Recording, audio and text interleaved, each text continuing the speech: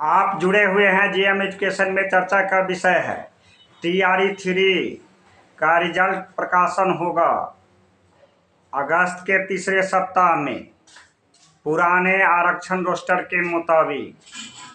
और TRE-1 रीसप्लीमेंट्री कब तक, इस पर चर्चा करेंगे विस्तार से साथियों।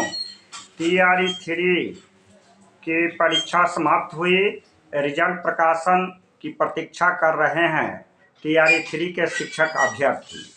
मामला जब TRE-3 का अप्लाई हुआ था तो नीतीश कुमार की अगुवाई में रिजर्वेशन की सीमा बढ़ा करके 65% कर दिया गया था और 10% EWS कोटा, इस तरह से 75% आरक्षित सीट पर TRE-3 के अभ्यर्थियों की परीक्षाएं ली गई थी। लेकिन मामला गया हाई कोर्ट से होते हुए सुप्रीम कोर्ट और 50% ही आरक्षण की अधिकतम सीमा जो पुरानी व्यवस्था है और 10% EWS 60%, इस पर रिजल्ट का होगा प्रकाशन। और ये नए रोस्टर फिर से शिक्षा विभाग में से डिमांड किया गया है और तीसरे सप्ताह में होगी रिजल्ट। यह तो TRE-3 के अभ्यर्थी के लिए बात है। अब रही बात कि TRE-1 का जो रिजल्ट प्रकाशन की बात जोड़ रहा था रीसप्लीमेंट्री रिजल्ट के लिए, इसमें बहस के दौरान यह भी कहा गया था कि TRE-3 की परीक्षाएं होने वाली है और 2 सप्ताह का समय दिया गया था, लेकिन वह सप्ताह का समय अंत हो रहा है। शिक्षा विभाग का अभी तक की जानकारी है कि कोई भी आधिकारिक पत्र आयोग के पास में नहीं पहुंचा है और हमारे द्वारा जो केस की संचालन हो रहा है CWJC 846,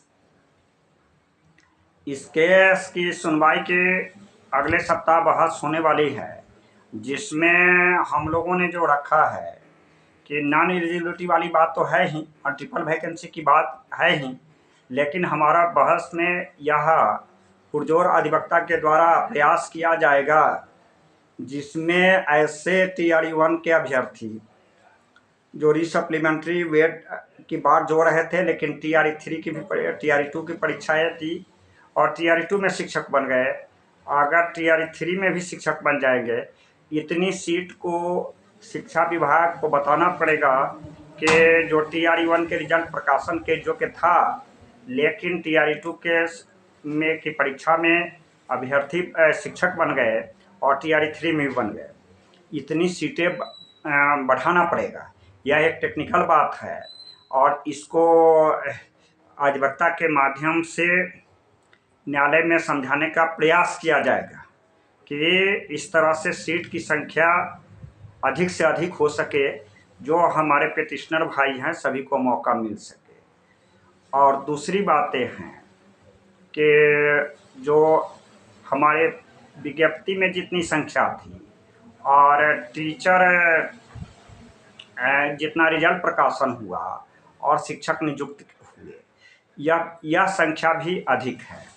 और इस तरह से जब तक शिक्षा विभाग आधिकारिक तौर पर संख्या निर्देशित नहीं करता है, चूँकि यह तो शिक्षा विभाग का मामला है, जब तक शिक्षा विभाग आयोग का लिस्ट नहीं भेजेगा तब तक आयोग रिजल्ट का प्रकाशन नहीं करेगी। यह मुख्य कारण है कि TRE-1 के रीसप्लीमेंट्री रिजल्ट में देरी हो रही है।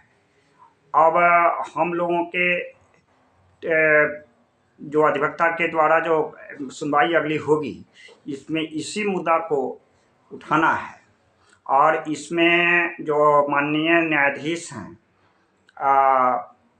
उनके द्वारा जो हमें अधिवक्ता के द्वारा बताया गया था कि कुछ डॉक्यूमेंटेशन है सो हिंदी में था, उसे अंग्रेजी में ट्रांसलेट करके सोमवार को सबमिट होगा और अगले शुक्रवार तक संभावना सुनवाई होगी और इस बीच में हम पटना भी जाएंगे।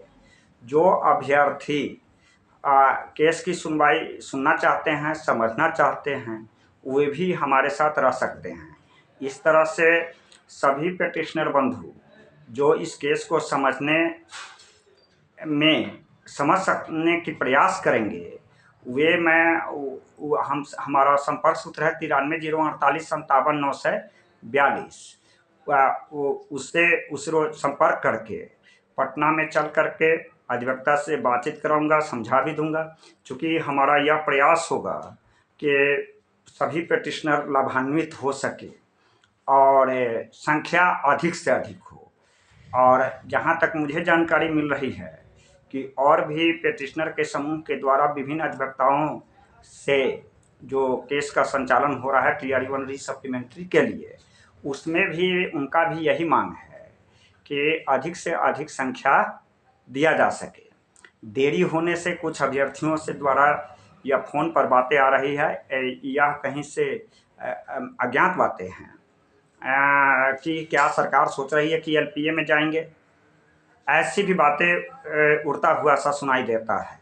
अभी तक इसकी जानकारी नहीं है, लेकिन हमारे अधिवक्ता के द्वारा सभी बिंदु पर जो भी सिचुएशन होगा या petitioner all are petitioners including lawyer mentally prepared for fighting यानी सिचुएशंस क्रिएट बाय गवर्नमेंट। किसी भी गवर्नमेंट के द्वारा सिचुएशन क्रिएट किया जाएगा उसको हम लड़ने के लिए तैयार हैं। अब रही बात की एज रिलैक्सेशन, जो TRE 3 के लिए एज रिलैक्सेशन था, आपको पता है कि 16,890 जो TRE 2 का था 8 बहस के बाद में डिसमिस किया था और इसके लिए हम लोग अगेंस्ट में LPA में जा रहे हैं।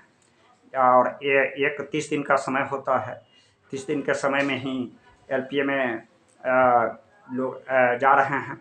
हमारे पिटिशनर्स जो भी हैं करीब करीब 35 की संख्या में, इसमें से अधिकांश आदमी इच्छुक हैं कि LPA में जाएं। एक फ्रेश केस TRE 4 के एज रिलैक्सेशन के लिए अलग से होगा, लेकिन LPA भी दायर करेंगे हम।